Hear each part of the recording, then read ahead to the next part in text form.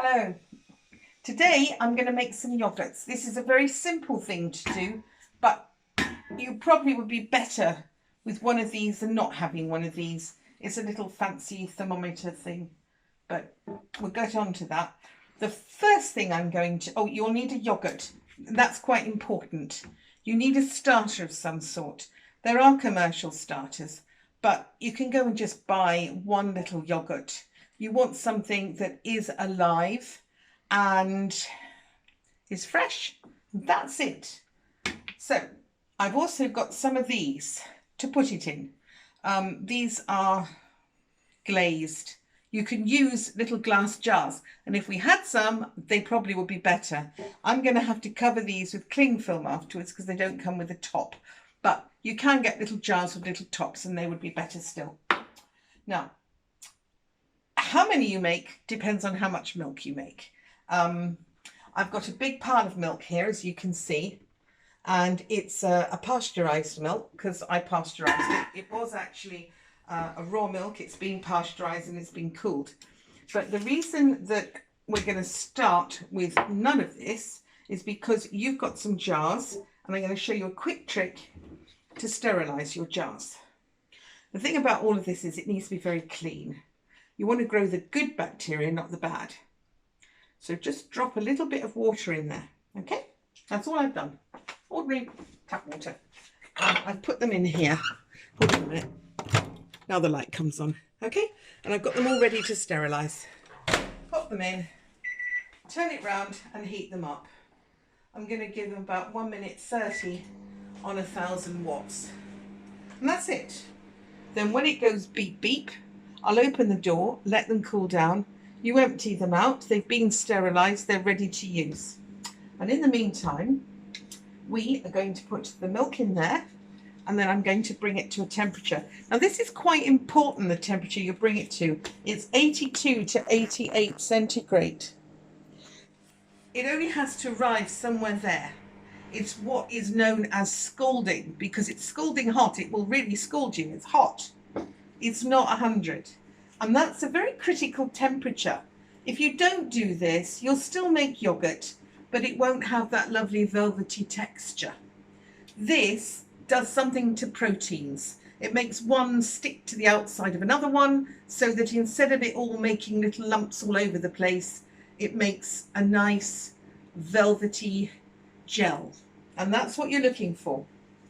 Then we will let it cool down to 41 to 45 before we add this. Having added this, you then incubate it in the little pots. Now that's so simple, we can all do that. So the first thing I'm going to do is I'm going to put my milk in there, and once I've got that, I'll come back to you, okay?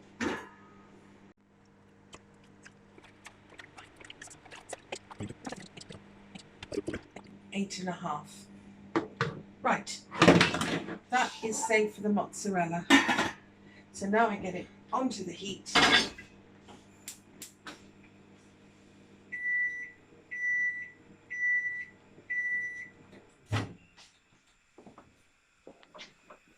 Now they are starting to steam and they're very, very hot. So yes, those are now sterile. Okay.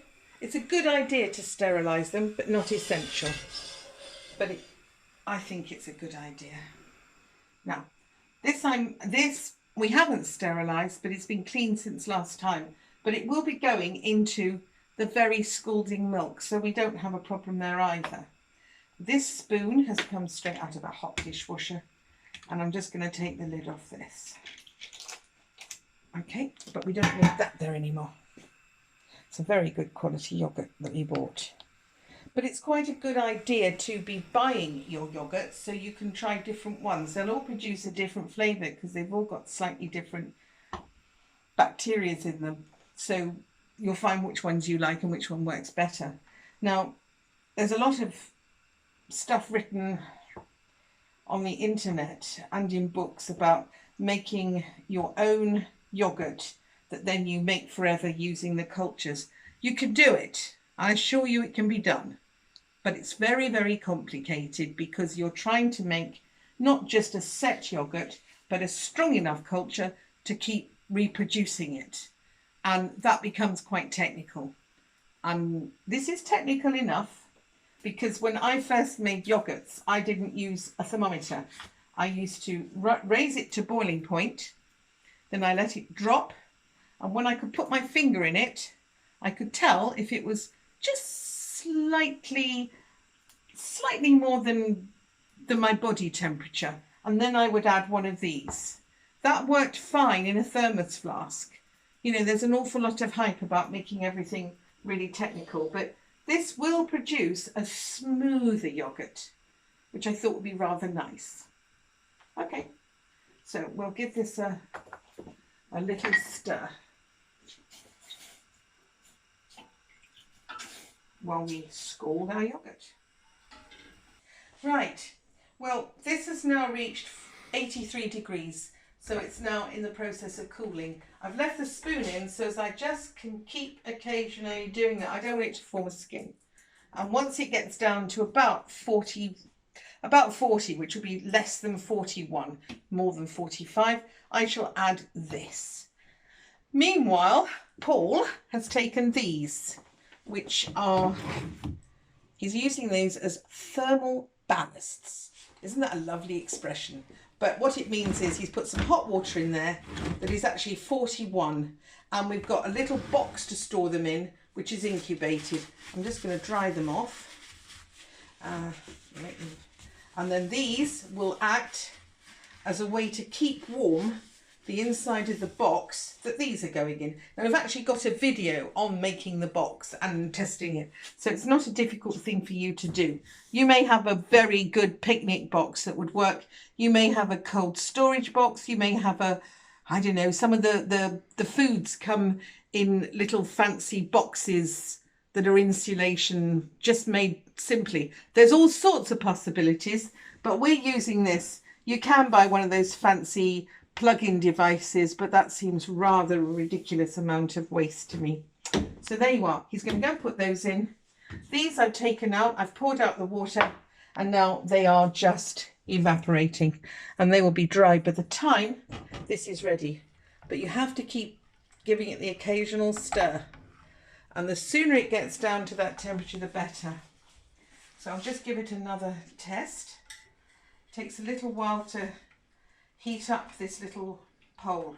I'm actually just pouring the water over the little spike because I want it to read very accurately to get this very smooth yogurt.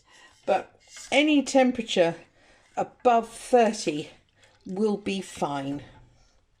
So you need to add it really ideally at 41 to 45. Just basically warm to the touch. And then once you've done that and mixed it in well, we'll ladle it into the pots and put some cling film over it. You could use aluminium foil, but hopefully you'll have something slightly better to use, like those little clip-on pots. You know, those little pot lids that sit on nicely, plastic. Those are good. But whatever it is you use, you need to make certain it's nice and clean. Now, what have we got now? It's gone off. Does this thing. So it's down to 76 and falling. It's falling quite fast, but it probably will be another 5 to 10 minutes before it gets there. Okay, we'll come back. Now, right. Well, my milk now is 44 degrees and falling, so it's between the 41 and the 45. This has had a good stir, and I'll pour it in, and the idea is to mix it well. Now this is cooler because it's from the fridge. It's got to ambient temperature because it's just sat here while this was all happening, but it's not warm, so that will drag it down as well. Now that's mixed. Right, now we're going to fill them. They've all dried. This is going to take forever, Paul.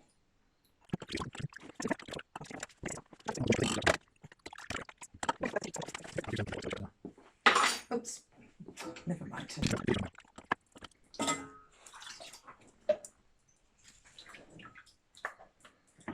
You know, he always has to come in if there's something happening.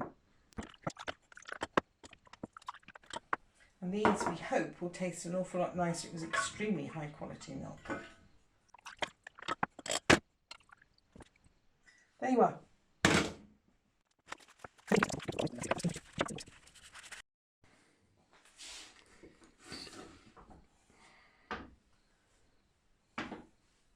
Four and four? Yes, I've done that now. Having got them very wrong. There you are, done. Pile it up. Okay. Just put it on top. I'll take them both in together.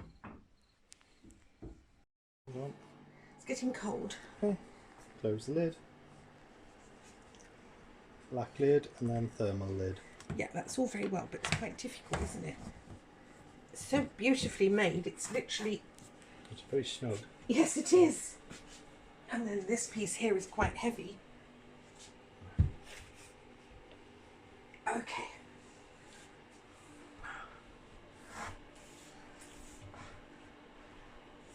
I'll squidge it down and That's it. that's it. Come back And tomorrow. what 12 time hours. is it now? Let's Come have a back in look. 12 hours time. It's coming up to midnight, so coming up to noon, and we'll see how our yogurts are doing. Okay, moment of truth. Ah, they're quite heavy, these things you create, aren't they? Solid insulation. Now, how long's it been? Quite a few hours, isn't it? Yes. Time to put it in.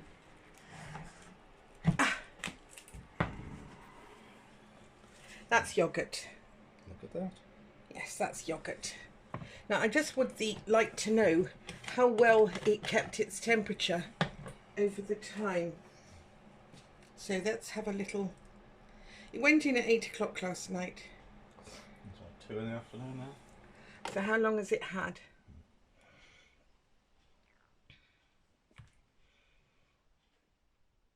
Yes, well, how long? I can't do... 18 hours, sorry. 18 hours. In fact, it probably didn't need that long if this is a good temperature in here. But it'd be interesting to see, won't it? So let's have a quick look. Well, it's 35 and still rising. Okay. So we could do it for 12 hours and still get a good result. That is wonderful, isn't it? You've made us a gorgeous little box. I'm really thrilled. Yeah, it's stabilised at 35.5. So it didn't lose very much at all. That's pretty good. Aren't you clever? Yeah. Take your yogurts out, let them get down to room temperature, then Right. put them in the fridge. That's fine. Yes, but that's... I just want to go and taste one. Well, they won't taste so nice until they're cold. Hot, it's a hot yogurt. Yes, we won't have a hot yoghurt. No, we won't.